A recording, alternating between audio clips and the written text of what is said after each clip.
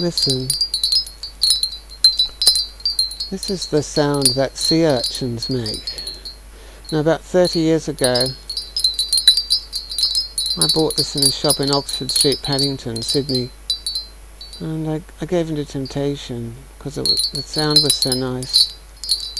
The girl in the shop, it was an Asian import shop, she told me that it was made out of sea urchin spikes and snake bone. I don't know about the snake bone because I don't know, they do look a little bit like vertebrae or whatever they're called. I'm not sure, the little white bits.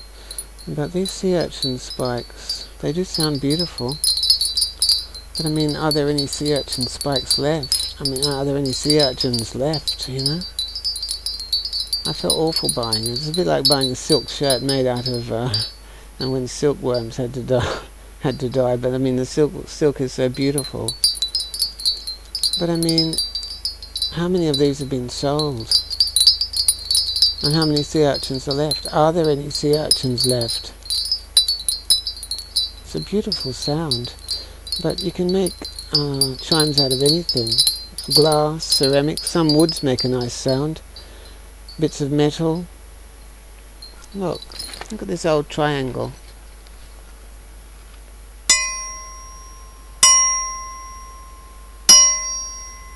Well, that's one sort of sound, but it's not as nice as this. But there are lots of combinations. You can use bits of glass. Oh, anyway, I mean, this reminds me of, I was sitting in the Paddington Village Square once, and this girl was playing an armadillo guitar, and I thought, part of me thought, I want that curiosity, I want a guitar made out of, I don't even play the guitar, but I wanted an armadillo guitar because it had a sounding box made out of an armadillo's body. Now, in recent years, those armadillo guitars are banned. You wouldn't be able to bring them into Australia, but the fact is, you know, are there any armadillos left? I know the natives in South America eat armadillos or something, but I mean, if you're going to import them and people want them for curiosities, it's like in the old days when people used to have, if you were upper class, you you had to have an elephant's foot for your umbrella stand. That reminds me of, they have ivory bands now. You can't bring ivory into Australia. I knew a pretty boy back in the 70s. He had an armlet, a sort of arm bangle made out of ivory, and he used to wear it in the shower. You know, he told me I said, "Why is it cracked?" And he said, "Because I wear it in the shower."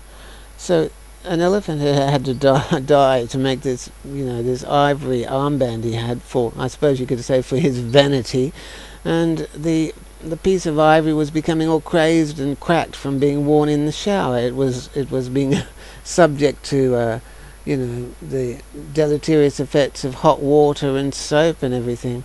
So it's just appalling. I mean, you know, we humans do these things. I mean, are there any sea urchins left? That's what I feel guilty. I'm a vegetarian, but I gave into temptation on this occasion. What if I gave into temptation on every occasion? What if I'd gone back at that time when they probably, I could have got an armadillo guitar. I mean, you can use anything to make a sounding board for a guitar. You can use a 44-gallon drum.